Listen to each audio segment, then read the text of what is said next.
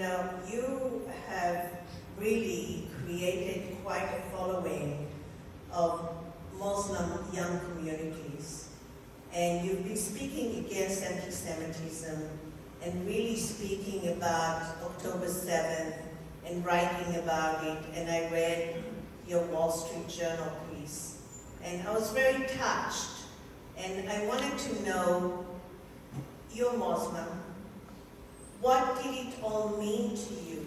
And why have you decided to take such a stand against anti-Semitism?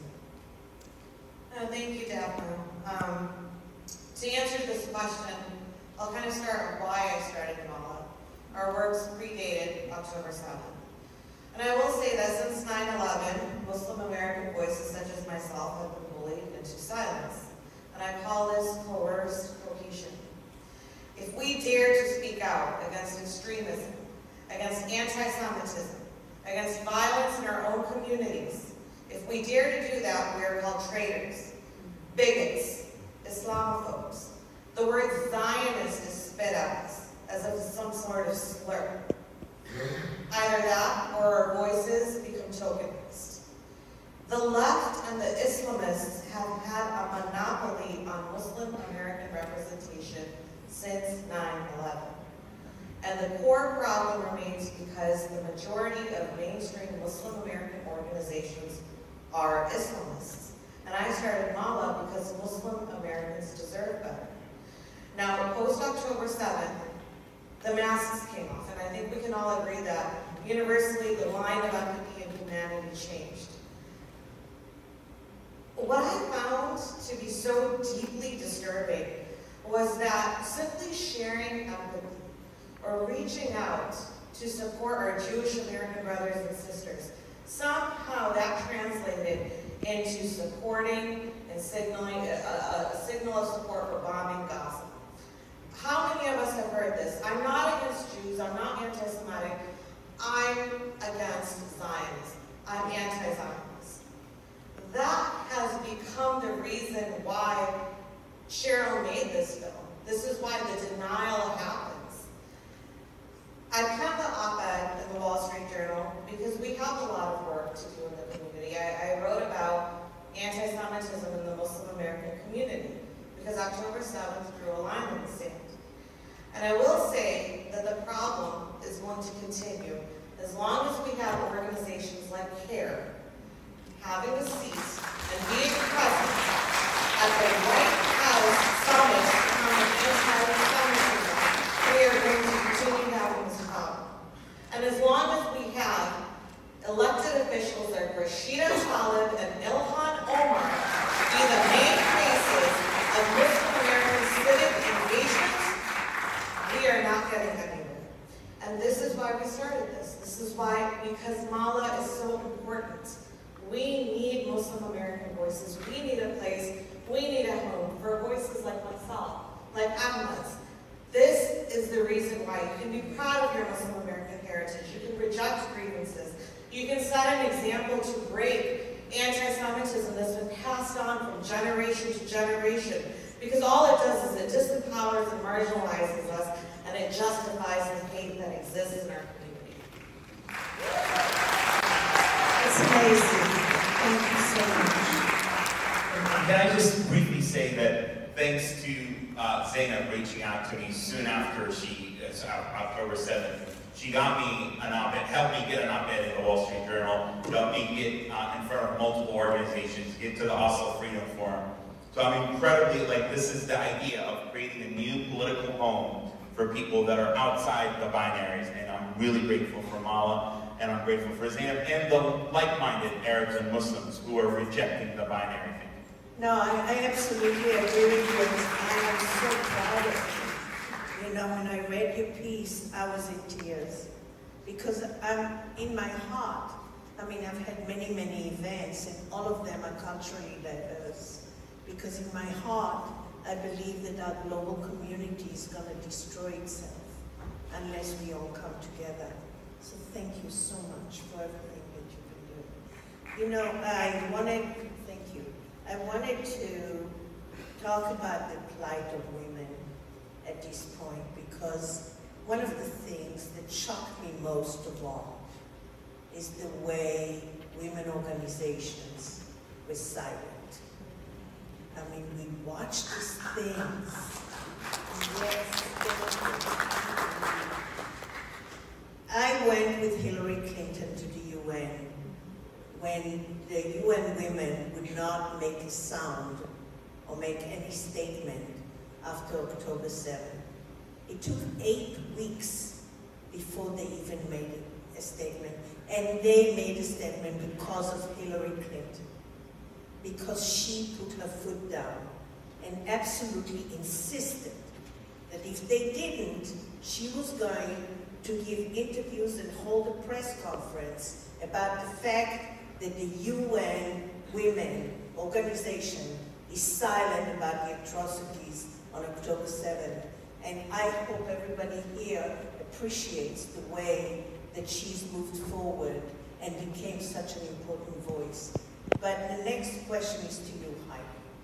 First of all, why is it that UN women were silent for so long? And in fact, the first statement was really minimal and really didn't go into the proof that these things really happened until 6 months from the day it occurred. Please tell me what your thoughts are. I would love to tell you what my thoughts are on all of this. First, Daphne, I want to thank you so much for making this evening possible. The film dropped on YouTube on April 25th, and we spoke shortly thereafter about it. Then the footage of the 5 young women hostages were released, and it was devastating. And Anila, Soraya, and Daphne and I got on a call and said this has to happen sooner rather than later. So it was a wild ride, and here we are tonight. So I'm really grateful to you for such just an honorable evening, and that so many people turned out, and we hit it, it is an important issue that we needed to elevate. So thank you for all of the effort that went into this. Thank you. And bringing all of the teams together and everything. So thank you so much. I also need to share that I've been doing work with Women's Voices now for 12 years, and my job is to watch films about atrocities against women all over the world. And something that arises from that experience is seeing that no matter who you are as a woman, what country you come from, religion, race, creed, whatever your multiple identities are, violence against women is universal and is the same all over the world. So it stands to reason that when an atrocity against women occurs, that we would all rise up and speak out against this, because it is really a global issue. So the silence of UN women shocked me, as did the silence of women's rights organizations all over the world, because everything I thought we were going toward apparently was a lie, and I'm still recovering from this and carefully figuring out who are the allies in this work and how do we move forward in this time. But the truth of the matter is that as a world, as a global culture, we have an issue with sexual violence and not addressing it. So it is actually the best time in the world to be a woman. You have access to economic opportunities, education, political representation, but the one statistic that only gets worse is violence against women. Before the pandemic, it was 1 in 4 women in the world will experience violence in their lifetime. After the pandemic, it's 1 in 3. In preparation of this evening, I scrolled through every single tweet of Secretary General Antonio Guterres to see, how much did he talk about the sexual violence of Hamas, and, because everyone has different accusations. They did address it, they didn't address it, so I'm like, fine, let me just go to the horse's mouth and see what he did or didn't say. There is sexual violence happening in Tigray, forced sterilization of Uyghur women in China. There is incidents in Ukraine, in Haiti, in Israel on October 7th, there is enormous amounts of sexual violence happening all over the world. He doesn't mention any of those things in his tweets. Actually, sexual violence committed by Hamas gets about 4 or 5 since October 7th. So comparatively, the issue is actually on his mind.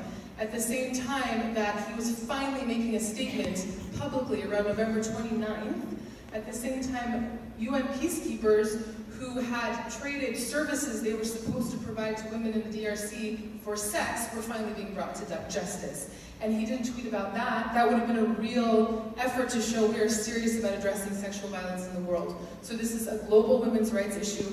It is not surprising that the UN was silent on it. What was surprising was that the rest of the world was silent on this issue. Yes. Yes. It's actually shocking for me to think that women can remain silent at the atrocities that other women go through.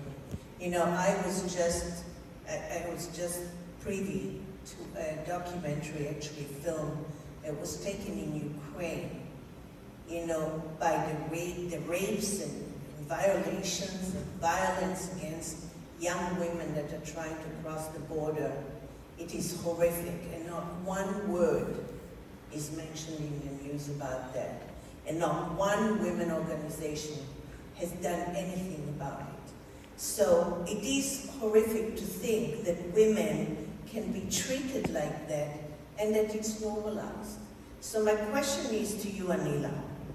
You have gone out of your way to lead Muslim women organizations into standing up for the women that have suffered so much on October 7th, and generally for women that are suffering from violence against them.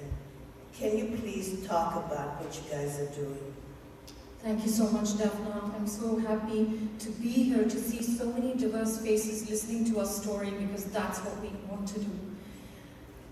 I want you to look at those, imagine the faces of the criminals, the butchers that you saw in Cheryl's documentary.